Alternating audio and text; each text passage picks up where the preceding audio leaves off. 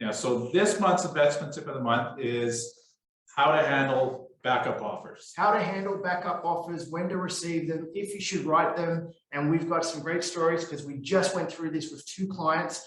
The first one I got to tell you was we were buying a property down in, where is that, Tim? Pritis? No, it's not in Pritis, it's in De Winton. So just south of the city, about 10 minutes, 5 minutes out of town. And I think it was a 4-acre parcel. And our young clients, David and Madison, they're expecting their baby and they were in a mad rush to actually buy a property. So we've been working with them for about a year now, Tim.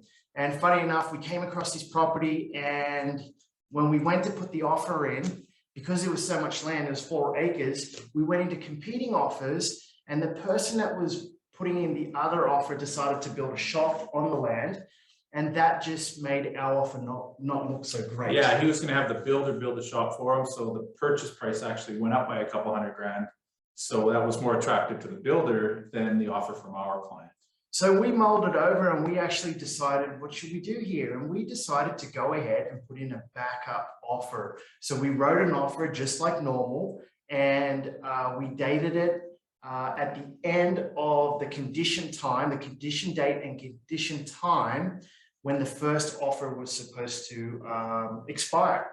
And so sure enough, and our clients really, really wanted this house. Tim, there was no other houses built. We tried to find other land. We tried to get the builder to build on another piece of land that he had next door. The timing of this one just worked out. It's completed right now, and they're going to take possession in a week or 2. So the timing of when they had to move, because they're expecting their first kid, and when this house was going to be built, was perfect for them. So really, it was the only house that they wanted at the time. And so the best reason about us putting in that backup offer, as soon as the first offer, as soon as they didn't waive conditions, they sent over their non-waiver, our offer kicked in, which meant no one else could come in and put another offer in and to let it to go into multiple offers again. So our clients were lucky enough, because we put that backup offer in, they actually got the property. So we want to stress, if you're working with us, we'll definitely do that, but we want to stress, putting in a backup offer isn't a bad idea. It doesn't mean you're going to get the property, and probably, Tim, what's the percentage that you're likely to get it? It's pretty low, because these days people are getting their financing, they're getting their financing before they go out shopping, so they know that they're going to qualify. So for a deal to fall apart and the backup offer to come into play, it doesn't happen very often, but when it does, it works out to the buyers. We look like a rock star. Our clients were happy. The builder was happy. He had another buyer, and the deal went so smoothly after that. Now, the second part of our investment tip of the month, if you're selling now, should you receive a backup offer? Funny enough, we've been selling this home in Strathcona for a long time now. We priced it high because our clients wanted it priced high to see where it would go. And sure enough, when we dropped the price, we had multiple offers again, and basically sold the property. And it was in the conditional period. And during the week, Tim was receiving messages from other realtors to show the property. So Tim, we always tell the other realtors that it is under condition.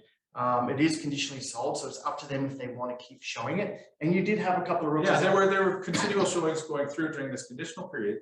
And our sellers were fine with that, because they knew they'd been experienced in it, that if that first offer did fall through, there was still interest. Like, once it's marked conditionally sold, nobody's going to go through it again. So they wanted the interest to keep going just in case that first offer fell through. Yeah, so sure enough, on Saturday, Tim sent me a second offer, a backup offer on our listing, and we started to negotiate it with our sellers. And guess what? As soon as that offer came in, we were allowed to notify the first offer that we had a backup offer. So if they wanted to come back and negotiate on property inspection or anything like that, any concerns that they had, it was very unlikely now, because the seller has a backup offer, that we would negotiate that. And sure enough, on Sunday evening, I mean, these guys had till next Friday, or to this Friday, to waive their conditions. And because that backup offer came in, they felt pressured to waive conditions straight away. And for our clients, we couldn't ask anything better. The conditional period ended up being 4 or 5 days max, when it's normally 10 to 12 days.